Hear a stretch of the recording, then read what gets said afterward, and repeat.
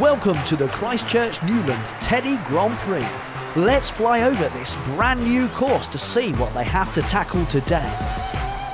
Into the first straight, and they must go round this slalom between these cones, left and right, before entering that first very tight turn where the inside line will always be the best.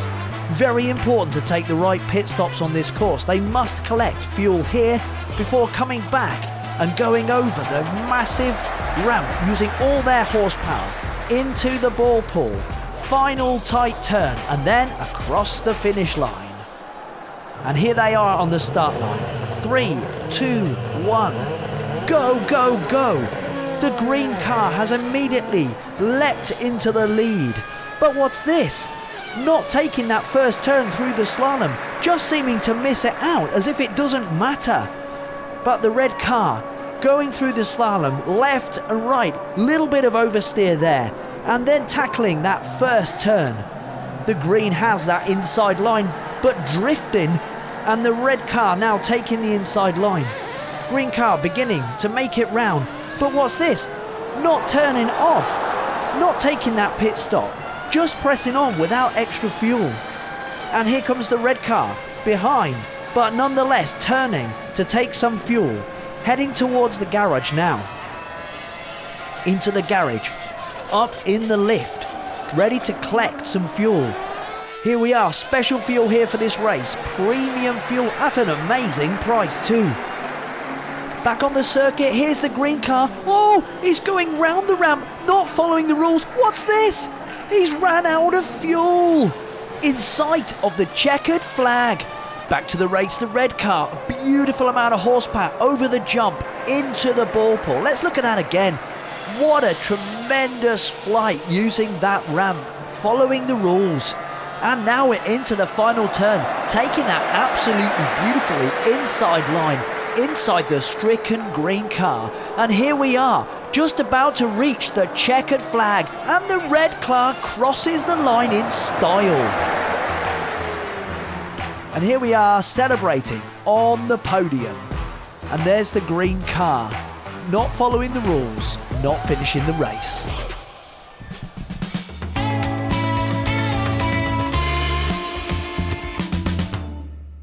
In the video, we see that the two cars both wanted to finish the race.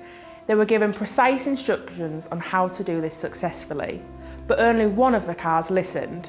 Car number 1 listened correctly, and this meant he was able to finish the race.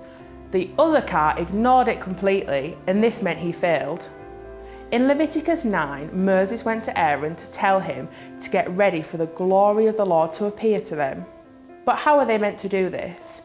We know that God has already told them.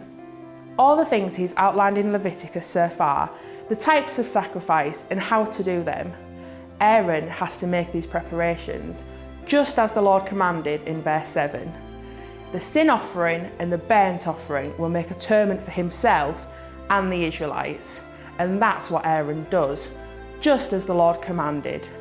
He's fully obedient and does everything correctly, at the exact times, the exact order, and in the exact way.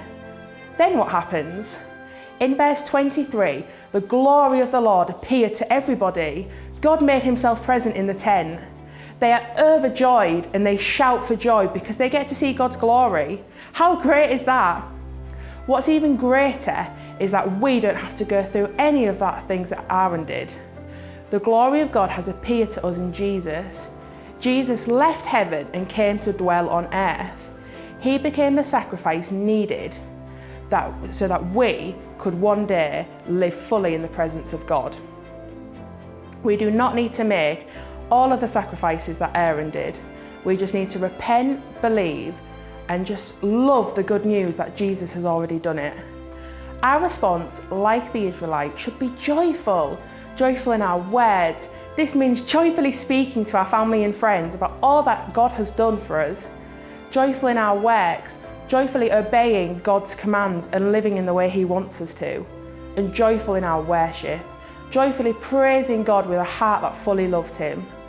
Just like God commanded Aaron to get ready to be in God's presence, this is how God commands us to be ready to be in his presence. to repent and believe the good news and respond with joy.